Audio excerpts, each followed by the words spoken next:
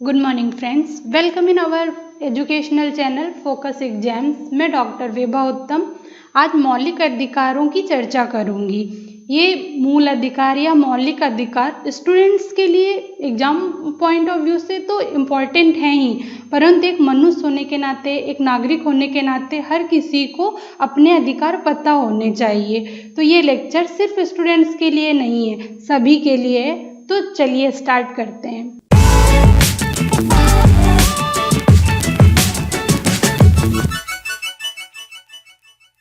तो जो लोग भी मेरा ये वीडियो देख रहे हैं, मुझे पता है वो लोग इंडियन हैं या इंडिया से जुड़े हुए लोग हैं। तो आज का मूल अधिकार का टॉपिक भारतीय नागरिकों के मूल अधिकारों का है। तो ये जो अधिकार हमको मिले हुए हैं वो संविधान द्वारा मिले हुए हैं, मतलब लिखित रूप से हमें दिए गए हैं। और अगर हमारे अधिकारों का हनन होता है तो हम न्यायालय द्वारा इनको पा सकते हैं। मैं एग्जाम्पल से समझाती हूँ। हमें सम्मान से जीने का अधिकार मिला हुआ है, शिक्षा का अधिकार मिला हुआ है, व्यापार का अधिकार मिला हुआ है, देश भर में कहीं भी आने जाने का अधिकार मिला हुआ है। ये हमें मूल अधिकार मतलब फंडामेंटल राइट के तौर पे मिले हुए हैं। ये हमसे कोई छीन नहीं सकता है, मतलब कोई भी नहीं। इसके लिए कानून बने हुए हैं। संविधान कहता है कानून से ऊपर कोई नहीं, कोई ऑफिसर नहीं, कोई राजनेता नहीं, कोई पूंजीपति नहीं, सबसे ऊपर कानून है। सभी के ऊपर कानून लागू होता है। ये मूल अधिकार सभी के लिए एक समान है, वो चाहे कोई भी हो। जैसा कि डॉक्टर अंबेडकर कहते हैं कि मूल अधिकारों को संविधान में जोड़ने का मतलब है कि हर व्यक्ति इन अधिकारों का दावा कर सके और इन्हें पा सके। तो मैं यहाँ पे स्टूडेंट्स के लिए बताना चाहूँगी कि ये मूल अधिकार, मौलिक अधिकार से बहुत सारे क्वेश्चंस हमारे प्री के एग्ज़ाम में, मेंस के एग्ज़ाम में आते हैं। मतलब जितने भी कॉम्पिटिटिव एग्ज़ाम्स होते हैं उनके एंट्रेंस में आते ही आते हैं। तो ये बहुत अच्छे से स्टूडेंट्स को भी पढ़ने की ज़रूरत है। अब आपको बताते हैं कि मौलिक अधिकार या मूल अधिकार का मतलब क्या है, इनका उद्देश्य क्या है, और ये जो अधिकार नागरिकों को मिले हुए हैं उनको मूल अधिकार या मौलिक अधिकार क्यों कहा जाता है। संविधान द्वारा बिना किसी भेदभाव के हर व्यक्ति के लिए मूल अधिकारों के संबंध में गारंटी दी गई है। इसमें प्रत्येक व्यक्ति के लिए समानता, सम्मान, राष्ट्रहित और राष्ट्रीय एकता को समाहित किया गया है। ये अधिकार मतलब मूल अधिकार देश में व्यवस्था बनाए रखने एवं राज्य के कठोर नियमों के खिलाफ नागरिकों की आज़ादी की सुरक्षा करता है। मतलब कि कोई भी कानून नहीं बना सकता है, कोई अनुचित कानून नहीं बना सकता है। इससे क्या होता है कि जो अधिकारी या राजनेता होते हैं वो तानाशाह नहीं हो पाते हैं। तो मूल अधिकारों का उद्देश्य कानून की सरकार बनाना है, ना कि किसी व्यक्ति की सरकार। मूल अधिकार को यह नाम इसलिए दिया गया है, मतलब मूल अधिकार को मूल अधिकार क्यों कहते हैं, क्योंकि इसे संविधान द्वारा गारंटी व सुरक्षा प्रदान की गई है, जो राष्ट्र कानून का मूल सिद्धांत है। ये मूल इसलिए भी कहा जाता है क्योंकि ये व्यक्ति के चहुमुखी विकास के लिए आवश्यक है। अब यहाँ पे चहुमुखी विकास से क्या मतलब है? इसका मतलब है भौतिक, बौद्धिक, नैतिक, आध्यात्मिक विकास। और ये जो मौलिक अधिकार हैं ये किसी मतलब ऐसे बदले नहीं जा सकते, इन्हें सिर्फ संशोधन प्रक्रिया द्वारा ही चेंज किया जा सकता है। और जो ये हर व्यक्ति के पक्ष में है, मतलब ये व्यक्तिगत रूप से मिले हुए हैं। इनका कोई भी अधिकारी उल्लंघन नहीं कर सकता है। ये न्याय योग्य है, मतलब न्यायालय इस पे अपना डिसीजन दे सकती है और न्यायालय ही इन्हें लागू करवाती है एक तरह से। एक बात बताओ, ये नागरिकों या आम मनुष्य के अधिकार की बात आई कहाँ से? वैसे तो अभी पशु पक्षियों के अधिकारों की बात होने लगी है, लेकिन पहले तो नागरिकों के अधिकार भी होंगे, ऐसा किसी ने सोचा था क्या? जो राजा नियम बना देता था वो सही होता था। राजा के अधिकारी लोग जैसे चाहें उन नियमों को पूरा करवाते थे। तो ये जो राजा होते थे, अधिकारी होते थे, इन्हें कुछ कहने वाला कोई भी नहीं होता था। तो मूल अधिकार एक बहुत महत्वपूर्ण ऐतिहासिक घटना का परिणाम है। ये ऐतिहासिक घटना ब्रिटेन में लगभग 800 साल पहले हुई थी। 2 मिनट में ये कहानी के रूप में मैं बता देती हूँ ये घटना के बारे में। 1200 के आसपास ब्रिटेन में एक राजा हुआ, किंग जॉन। उसने अपने राजा के पद को बहुत दुरुपयोग किया, जिससे सामंत, पोप, जनता सभी लोग बेहाल हो गए।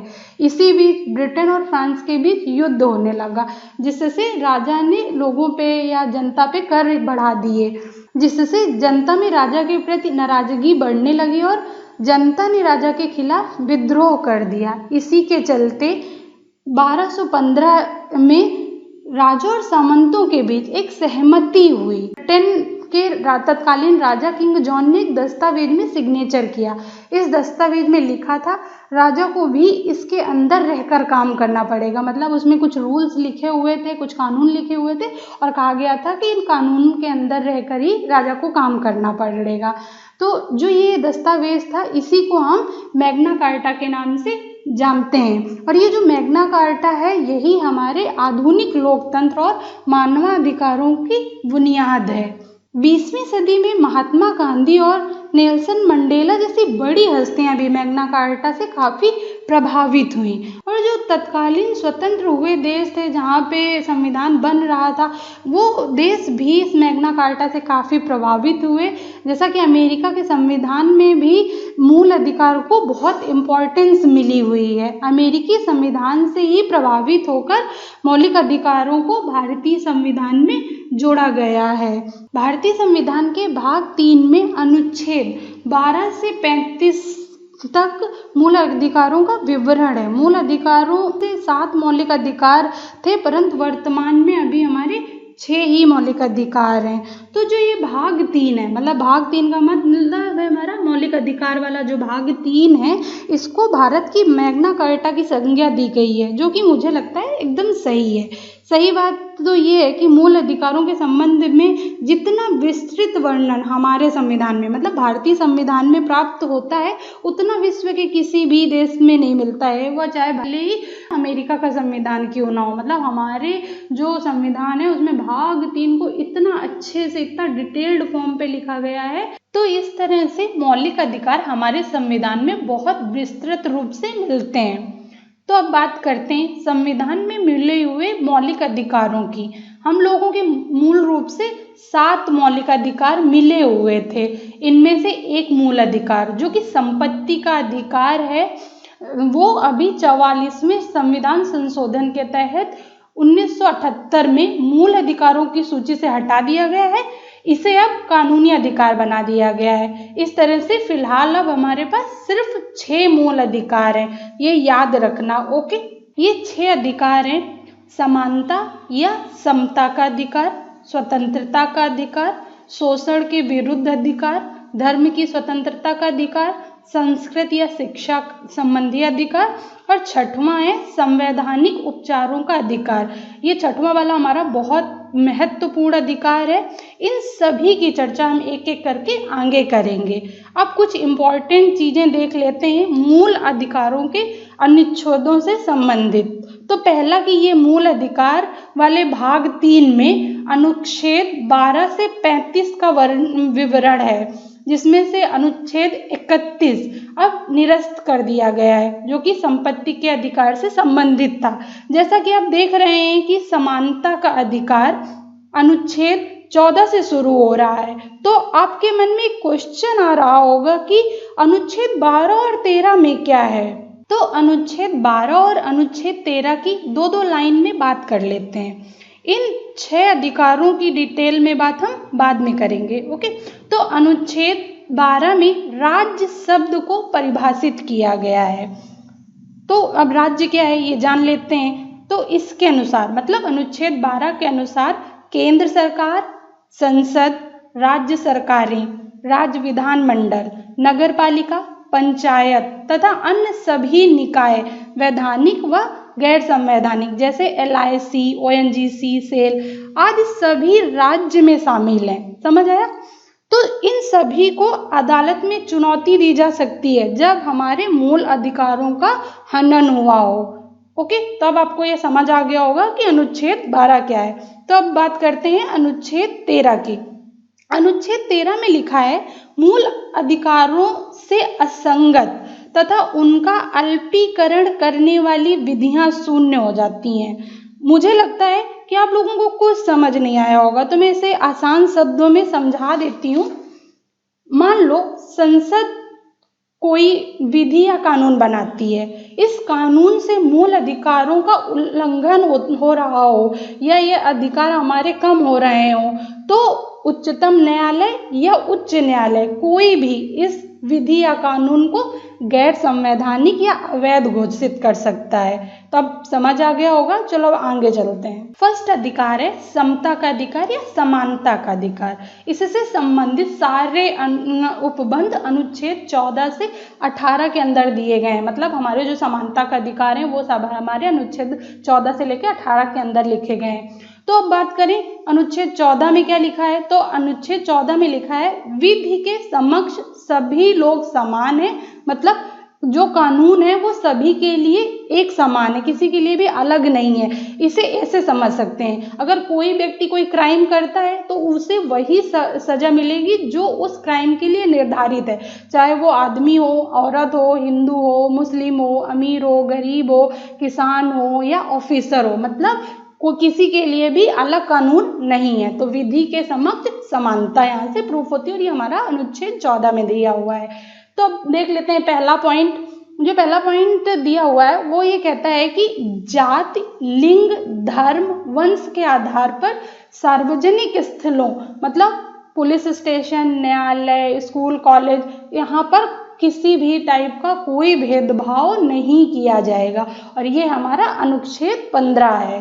ठीक है, तो अब आगे बात करते हैं। अगला पॉइंट अनुच्छेद 16 के लिए है। अनुच्छेद 16 कहता है कि किसी पद के लिए मतलब अगर कोई नौकरी निकलती है तो उसमें सभी के लिए समान अवसर हैं।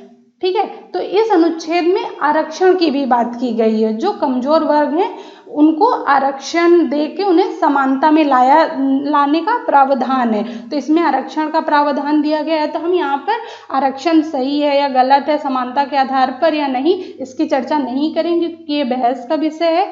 तो आपको बस यहाँ से ये याद रखना है कि अनुच्छेद 16 है वो हमारा पद के समक्ष समानता दिखाता है। मतलब किसी भी पद या नौकरी के लिए सबके पास समान अवसर होते हैं। अगला पॉइंट अनुच्छेद 17 की बात करता है। इसमें कहता है अस्पृश्यता मतलब छुआछूत को पूरी तरीके से रोक की बात की गई है। मतलब अनुच्छेद 17 के अंतर्गत छुआछूत को पूरी तरीके से समाप्त कर दिया गया है। अगर कोई भी व्यक्ति छुआछूत का दोषी पाया जाता है या कोई किसी के साथ छुआछूत करता है तो उस पर कानूनी कार्रवाई की जाएगी। तो यहाँ से बच्चों याद रखना है कि बहुत सारे क्वेश्चन आते हैं हर एग्जाम में। अनुच्छेद 17 से लगभग क्वेश्चन रहता है। आजकल 17 और 18 दोनों क्वेश्चन आने लगे हैं। तो हमें समानता के अधिकार में अनुच्छेद 17 बहुत अच्छे से याद रखना है।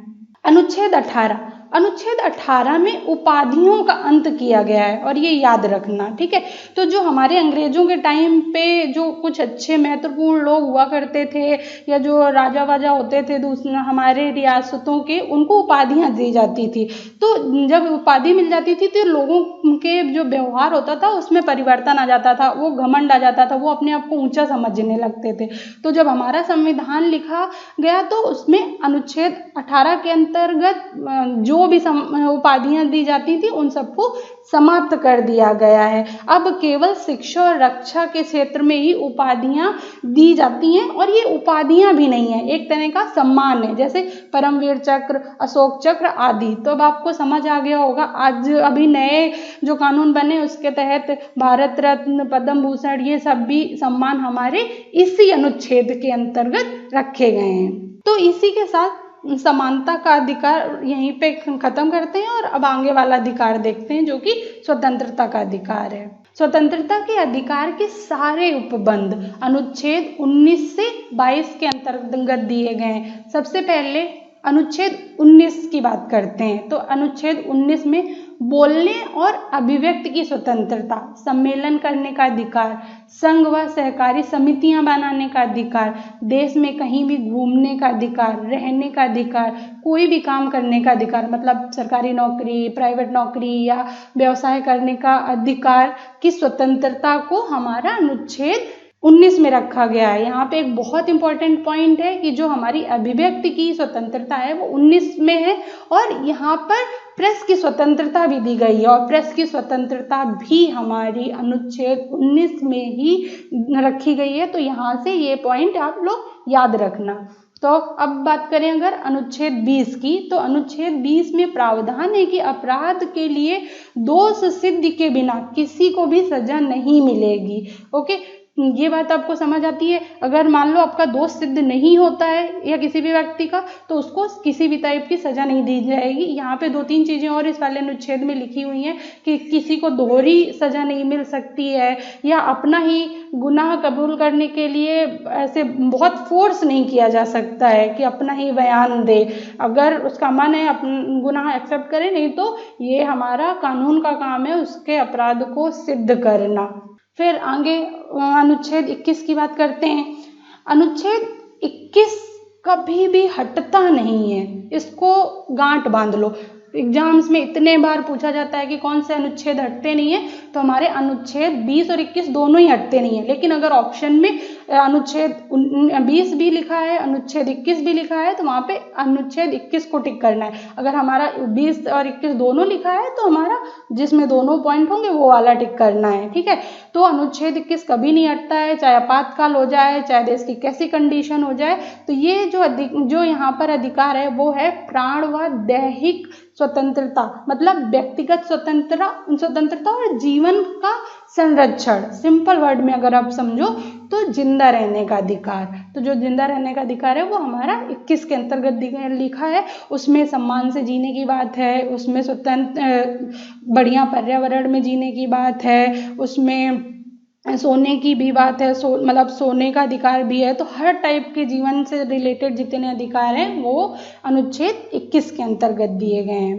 अनुच्छेद 22 में निरोध व गिरफ्तारी के संरक्षण प्राप्त है, ठीक है। मतलब है कि जिसकी गिरफ्तारी होती है तो उसे ये जानने का अधिकार है कि उसकी गिरफ्तारी किस कारणों से हुई है, मतलब गिरफ्तारी के कारण, और उसको अपने लिए वकील हायर करने का अधिकार है, और 24 घंटे के अंदर जज के सम्मुख प्रस्तुत होने का अधिकार भी है। तो ये हमारा अनुच्छेद 22 के अंतर्गत लिखा हुआ है। तो अब स्वतंत्रता के अधिकार में एक इम्पॉर्टेंट बात, अनुच्छेद 21 का 2002 में 86 संवैधानिक संशोधन के तहत जोड़ा गया है। इसमें शिक्षा का अधिकार की घोषणा की गई है। इसके तहत केवल आवश्यक शिक्षा को ही मूल अधिकार के अंतर्गत रखा गया है। इसका मतलब है जो हमारी आवश्यक शिक्षा है वही हमें फ्री रूप से मिलेगी, ना कि उच्च और व्यावसायिक शिक्षा। तो जो 6 से 14 साल तक के बच्चे हैं उन्हें निःशुल्क और अनिवार्य शिक्षा प्रोवाइड कराई जाएगी गवर्नमेंट से। तो ये वाला जो अधिकार है ये हमारा 21 का के अंतर्गत रखा गया है, और ये काफ़ी अच्छा अधिकार है हमारा। तो शिक्षा का अधिकार हमारा स्वतंत्रता के अधिकार के अंदर ही एक आर्टिकल में दिया हुआ है, वो आर्टिकल है 21 का। तो अब ये सब बात स्वतंत्रता के अधिकार में हो गई। अब तीसरे मूल अधिकार की बात करते हैं। तो अभी तक हमने 2 अधिकारों की बात कर ली, समता का अधिकार और स्वतंत्रता का अधिकार। तो अभी तक हमने अनुच्छेद 12 से 22 पढ़ लिया। अब बात करते हैं शोषण के विरुद्ध अधिकार। इसके लिए 2 अनुच्छेद दिए गए हैं, अनुच्छेद 23 और अनुच्छेद 24। तो अनुच्छेद 23 में मानव दुर्व्यापार और बलात्श्रम का प्रतिषेध है। मतलब मानव दुर्व्यापार शब्द का मतलब है पुरुष, महिला, बच्चों की खरीद बिक्री, मतलब सामान की तरह आदमियों का खरीदना बेचना, दास की तरह रखना भी। ओके। अब बलात्श्रम का अभिप्राय है कि बिना पारिश्रमिक के काम कराना, मतलब विदाउट सैलरी किसी से काम कराना। इसे एग्जाम्पल से समझो कि कोई जमींदार अपने नौकरों से या उधार लेने वालों से बिना पैसे दिए काम करवाता है। तो अनुच्छेद 23 के तहत बलात्श्रम, मानव व्यापार और बंधुआ मजदूरी तीनों पर रोक लगाई गई है। तो ये चीज़ याद रखना कि आपका अनुच्छेद 23 और 24 दोनों बहुत इंपॉर्टेंट हैं। अगर अनुच्छेद 24 की बात करें तो इसमें बाल श्रम निषेध है। 24 के तहत फैक्ट्री, कारखानों, खानों, निर्माण कार्य और रेलवे वगैरह में 14 वर्ष से कम उम्र के बच्चों को काम पे रखना तथा बच्चों से काम करवाने पर प्रतिबंध है। तो ये दोनों अनुच्छेद हमारे शोषण के विरुद्ध अधिकार पे आते हैं। और ये शोषण किसी भी प्रकार का हो सकता है, शारीरिक हो सकता है, मानसिक हो सकता है। तो हमको यहाँ से 2 अनुच्छेद याद रखने हैं। इसके बाद अब बात करते हैं अगले मूल अधिकार की, जो कि है धर्म की स्वतंत्रता के अधिकार। ये अधिकार अनुच्छेद 25 से 28 में दिए हुए हैं। तो अनुच्छेद 25 में किसी भी भगवान व भगवान के किसी भी रूप को मानने और अपने हिसाब से अपनी आस्था का प्रदर्शन करने की स्वतंत्रता दी गई है। ओके, तो धर्म के प्रसार का भी मतलब प्रचार प्रसार की का भी अधिकार हमें अनुच्छेद 25 के अंतर्गत ही दिया गया है। अब अनुच्छेद 26 के अनुसार धार्मिक संस्थाओं की स्थापना, धर्म विषयक कार्यों का प्रबंधन और संपत्ति के अर्जन और स्वामित्व का अधिकार की गारंटी दी गई है। अनुच्छेद 27 में राज्य कर के रूप में एकत्रित धन को किसी विशिष्ट धार्मिक उत्थान व रख रखाव के लिए व्यय नहीं कर सकता। इसका मतलब है कि टैक्स का प्रयोग सभी धर्मों के रख रखाव व उन्नति के लिए किया जा सकता है, किसी एक पर्टिकुलर धर्म की उन्नति के लिए नहीं किया जा सकता है। अनुच्छेद 28 में लिखा है कि राज्य निधि से पूर्णतः पोषित किसी संस्था में कोई धार्मिक शिक्षा नहीं दी जाए। मतलब जो सरकारी स्कूल कॉलेज हैं उनमें किसी एक धर्म विशेष की शिक्षा नहीं दी जाएगी। तो ये जो हमारे अनुच्छेद 25 से 28 थे, ये हमारे धर्म की स्वतंत्रता के अधिकार थे। तो धर्म की स्वतंत्रता के अधिकार अनुच्छेद 25 से 28 में पढ़ लिया। अब अगला जो हमारा 5वां मूल अधिकार है उसकी बात करते हैं, जो कि है संस्कृति और शिक्षा से संबंधित। संस्कृति व शिक्षा संबंधित अधिकार को अनुच्छेद 29 और 30 के अंदर रखा गया है। अनुच्छेद 29 में उपबंध है कि भारत के किसी भी भाग में रहने वाले नागरिक को अपनी बोली, भाषा, लिपि, संस्कृति को सुरक्षित रखने का अधिकार है। ये स्पेशली अल्पसंख्यकों के लिए, अल्पसंख्यक अपनी बोली, भाषा, लिपि और संस्कृति को सुरक्षित रख सकते हैं। ओके, अनुच्छेद 29 में यह प्रावधान भी किया गया है कि धर्म, भाषा, जाति के आधार पर किसी भी नागरिक को सरकारी संस्थानों या सरकार से सहायता प्राप्त संस्थानों पर प्रवेश से वर्जित नहीं किया जा सकता है। मतलब अल्पसंख्यक हो, वो किसी धर्म, जाति या बोली का हो, वो किसी भी सरकारी संस्था में जा सकता है। ठीक है, फिर अब बात करते हैं अनुच्छेद 30 की। तो अनुच्छेद 30 में अल्पसंख्यकों को अपने रुचि की शिक्षा संस्थाओं की स्थापना और प्रशासन का अधिकार है। मतलब अगर कोई अल्पसंख्यक अपनी चीज़ को सुरक्षित रखने के लिए कोई संस्था खोलना चाहे तो उसको ये अधिकार भी दिया गया है, लेकिन ये अधिकार हमारा अनुच्छेद 30 के अंतर्गत दिया गया है। तो ये जो अल्पसंख्यक है ये धार्मिक भी हो सकते हैं और भाषाई भी हो सकते हैं। मतलब भाषा के आधार पर भी अल्पसंख्यक या धर्म के आधार पर अल्पसंख्यक। अनुच्छेद 30 के बाद अब बात करते हैं अनुच्छेद 32 की।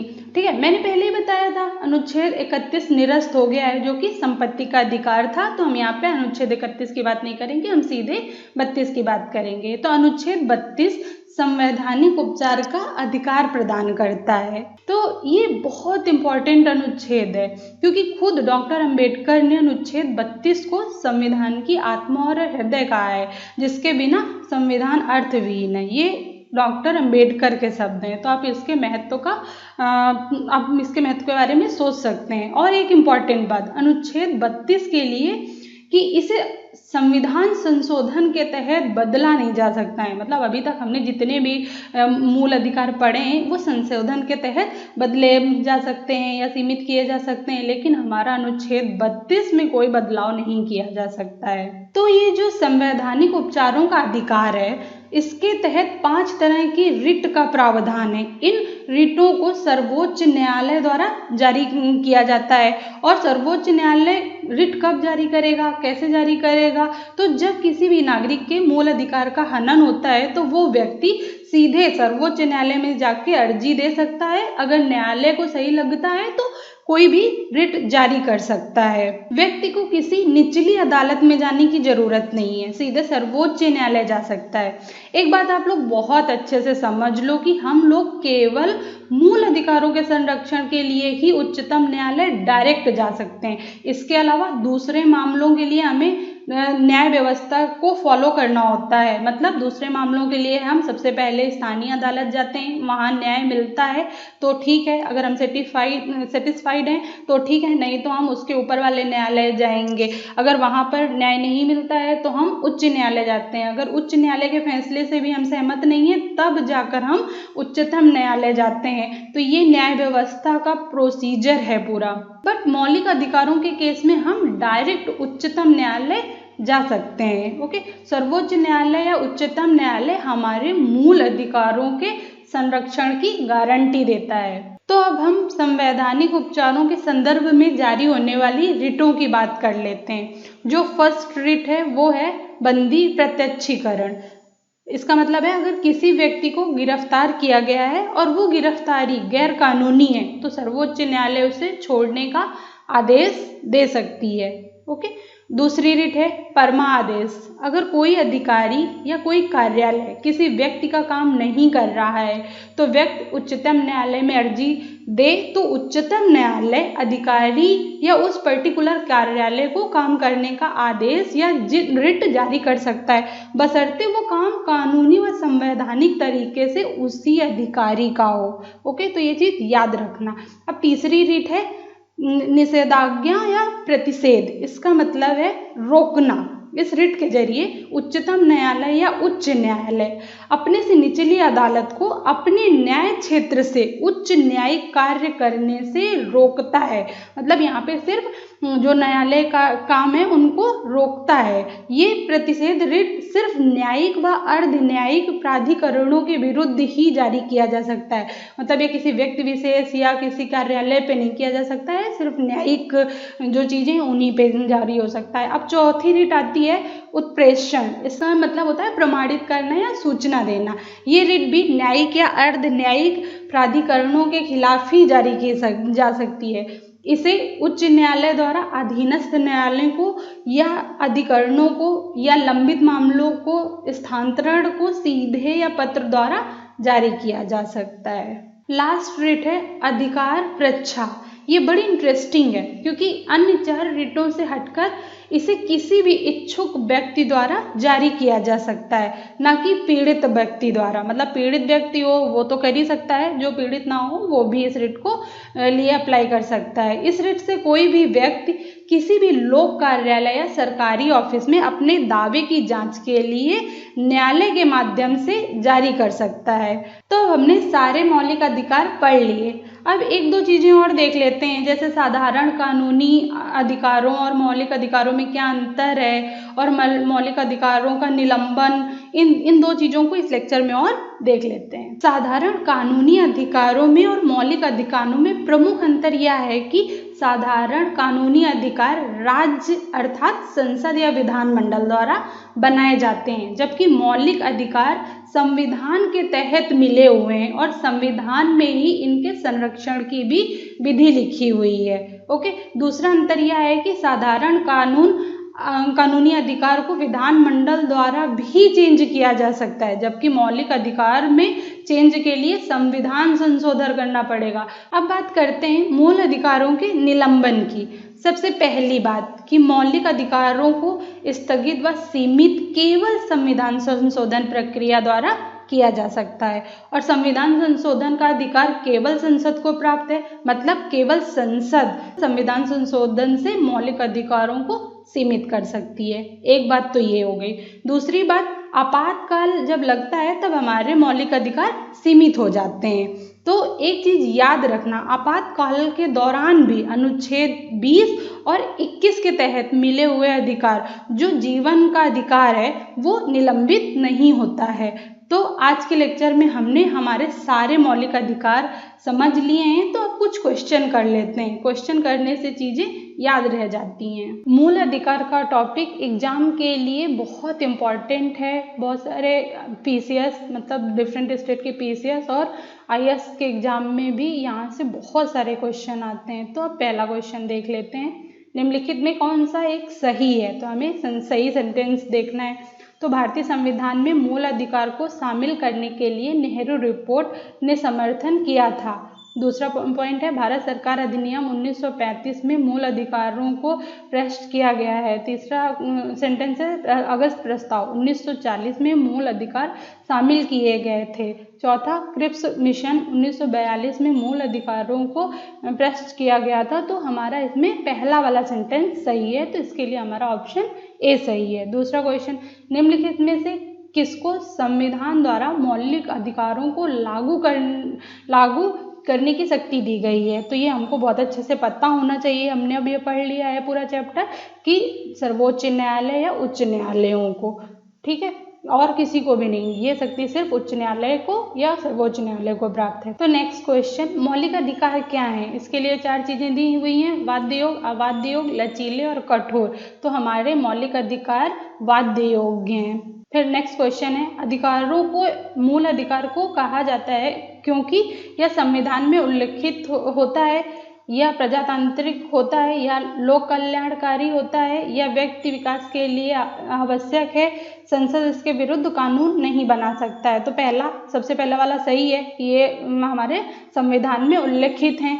फिर इसके बाद अगर हम चौथे वाले सेंटेंस की बात करें, या व्यक्ति विकास के लिए आवश्यक है, ये व्यक्ति के पर्सनल विकास के लिए जरूरी है। और हमारा 5वां वाला सेंटेंस, संसद इसके विरुद्ध कानून नहीं बना सकता है। तो हमारा ऑप्शन सी सही हो जाता है। नेक्स्ट क्वेश्चन, भारत में मौलिक अधिकारों के संबंध में निम्न वाक्यों पर विचार कीजिए। तो इसमें सबसे पहला वाला सेंटेंस है, ये राज्यकृत के विरुद्ध एक गारंटी है। तो और दूसरा सेंटेंस है, ये संविधान के भाग 3 में सूचीबद्ध हैं। तीसरा सेंटेंस है, सामाजिक, आर्थिक व राजनीतिक न्याय सुनिश्चित करते हैं। चौथा है, यह संयुक्त राष्ट्र अमेरिका में अधिकारों के बिल की भांति नहीं है। तो जो पहला वाला है कि राज्यकृत के विरुद्ध गारंटी है, तो ये बिल्कुल सही है। दूसरा वाला सेंटेंस ये तीसरे भाग में दिए हुए हैं, तो ये दोनों सही हैं। जो तीसरा वाला सेंटेंस है, सामाजिक, आर्थिक और राजनीतिक न्याय सुनिश्चित करते हैं, ये वाला तीसरा सेंटेंस हमारा राज्य के नीति निर्देशक तथ्यों के लिए है, ना कि हमारा मौलिक अधिकार के लिए है। तो तीसरा वाला सेंटेंस हमारा गलत हो जाता है। और चौथा वाला सेंटेंस कहता है कि यह संयुक्त राज्य अमेरिका में अधिकारों के बिल की भांति नहीं है, जबकि ये हमारा अधिकारों के बिल की भांति ही है। तो ये वाला भी सेंटेंस गलत हो जाता है, तो हमारा ऑप्शन ए सही हो जाएगा। नेक्स्ट वाला क्वेश्चन है, भारतीय संविधान के निम्नलिखित अनुच्छेदों में से कौन विधान सत्ता पर पूर्ण नियंत्रण लगाता है? तो इसके लिए हमारा अनुच्छेद 14, ये हमारा विधि के समान समता को प्रदर्शित करता है, ठीक है। फिर नेक्स्ट वाला क्वेश्चन है, संविधान के किस अनुच्छेद में कानून का समान संरक्षण प्रावधानित है? ये भी हमारा विधि के समान समता का बात कर रहा है, तो अनुच्छेद 14। तो नेक्स्ट क्वेश्चन है, समानता का अधिकार संविधान के किस अनुच्छेद में किसके अंतर्गत दिए गए हैं? तो हमको जैसे पता है कि समानता के सारे अधिकार अनुच्छेद 14 से लेकर 18 तक में दिए गए हैं। तो इसका ऑप्शन ए, पहला वाला की अनुच्छेद 13, ये गलत है। तो हम इसके अलावा 14 में भी समानता का अधिकार है, 15 में भी, 16 में भी, तो ये हमारा ऑप्शन सी सही हो जाएगा। अब नेक्स्ट वाला क्वेश्चन है, संविधान के किस अनुच्छेद के अंतर्गत शिक्षण संस्थानों में, जिसमें गैर सरकारी, गैर अनुदान प्राप्त भी शामिल हैं, व अन्य पिछड़े, अनुसूचित जाति व अनुसूचित जनजाति हेतु आरक्षण की सुविधा प्रदान की गई है? तो ये हमारा इसका ऑप्शन अनुच्छेद 15 है, ये हमारा समानता के अधिकार से ही है क्वेश्चन। तो नेक्स्ट क्वेश्चन है, धर्म आदि के आधार पर विभेद का प्रतिषेध, जो कि एक अनुच्छेद 15 एक मूल अधिकार है, इसके अधीन वर्गीकृत किया जाएगा। तो हमें पता है कि अनुच्छेद 15 हमारा समता का अधिकार है, तो इसका ऑप्शन डी सही है। फिर नेक्स्ट क्वेश्चन, भारतीय संविधान में समता का अधिकार 5 अनुच्छेदों में प्रदान किया गया है, ये अनुच्छेद हैं। तो जो समानता के अधिकार हैं वो हमारे अनुच्छेद 14 से 18 तक दिए हुए हैं, तो इसका ऑप्शन सी सही है। तो नेक्स्ट क्वेश्चन है, भारत के संविधान में शोषण के विरुद्ध अधिकार का निम्नलिखित में से कौन से परिकल्पित हैं? तो पहला वाला देखते हैं, मानव देह का व्यापार और बंधुआ मजदूरी का निषेध, ये वाला एकदम सही है कि हमारा शोषण के विरुद्ध आता है। फिर अस्पृश्यता का उन्मूलन, ये छुआछूत का है या समानता से है, तो ये यहाँ पर नहीं आएगा शोषण के विरुद्ध। फिर अल्पसंख्यकों के हितों की सुरक्षा, ये भी हमारा यहाँ पर नहीं आएगा। फिर कारखानों और खदानों में बच्चों के नियोजन कर निषेध, मतलब ये बाल श्रम के निषेध की बात कर रहा है। तो ये हमारा शोषण के विरुद्ध दो ही वो दिए हुए हैं अनुच्छेद, तो उसमें हमारा मानव देह व्यापार और बाल श्रम का निषेध है, तो ऑप्शन सी सही है। ठीक है, मौलिक अधिकारों के अंतर्गत कौन सा अनुच्छेद बच्चों के शोषण से संबंधित है, ये आपको पता ही है, अनुच्छेद 24। भारत के संविधान के अंतर्गत कौन सा अनुच्छेद कारखानों में बालकों के नियोजन का प्रतिषेध करता है, ये बाल श्रम से के निषेध की बात कर रहा है, अनुच्छेद 24, तो इसका ऑप्शन डी सही है। मूल अधिकारों से संबंधित संविधान के निम्नलिखित अनुच्छेदों में से कौन एक प्रत्यक्ष रूप से बालकों के शोषण से संबद्ध है, ये भी अनुच्छेद 24। तो आपने देखा अनुच्छेद 24 कितना इंपॉर्टेंट है, जो बाल श्रम निषेध है इसको उनको याद रखना है, अनुच्छेद 24। ओके, फिर हमारा ICCPR के अनुच्छेद, हमें अनुच्छेद के पूछ रहा है, अनुच्छेद का नंबर द्वारा बाल अधिकार को सुरक्षित किया गया है, तो ये हमारा 24 है। भारत के संविधान का निम्नलिखित में से कौन अनुच्छेद प्रेस की स्वतंत्रता से संबंधित है, तो ये हमारा प्रेस की स्वतंत्रता कहाँ पे है, स्वतंत्रता वाले उस अधिकार में, और स्वतंत्रता में भी पर्टिकुलर अनुच्छेद 19 के अंतर्गत अभिव्यक्ति और वाक की स्वतंत्रता है, तो इसका ऑप्शन हमारा ए सही है।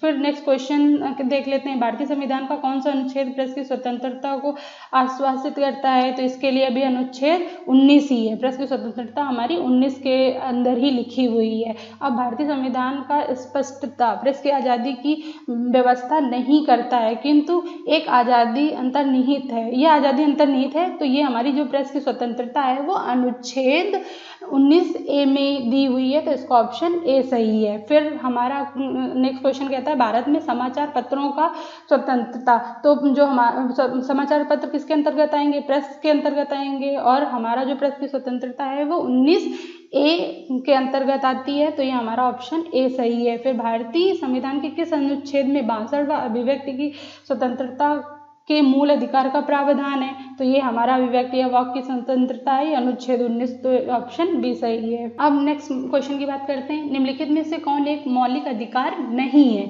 यहाँ पे नहीं है के लिए पूछ रहा है, तो संपत्ति का अधिकार यहाँ पे ऑप्शन सी पे दिख रहा है, ये हटा दिया गया है, मूल रूप से ये था और अब इसको हटाकर कानूनी अधिकार बना दिया गया है, तो यहाँ पे संपत्ति का अधिकार हमारा मौलिक अधिकार नहीं है, तो ये काफी इंपॉर्टेंट क्वेश्चन था और कई बार आया है।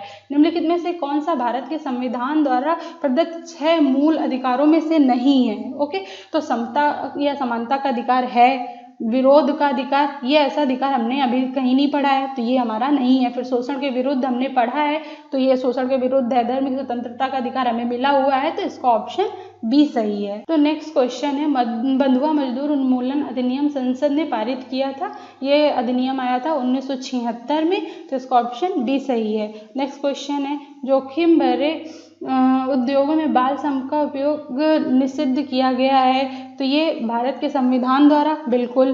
फिर 10 दिसंबर 1996 के सर्वोच्च न्यायालय के निर्णय द्वारा, तो ये इसी दिन आया था। फिर संयुक्त राष्ट्र के चार्टर द्वारा, ये भी सही है, तो उपरोक्त सभी सही हैं, तो इसका ऑप्शन डी सही हो जाता है।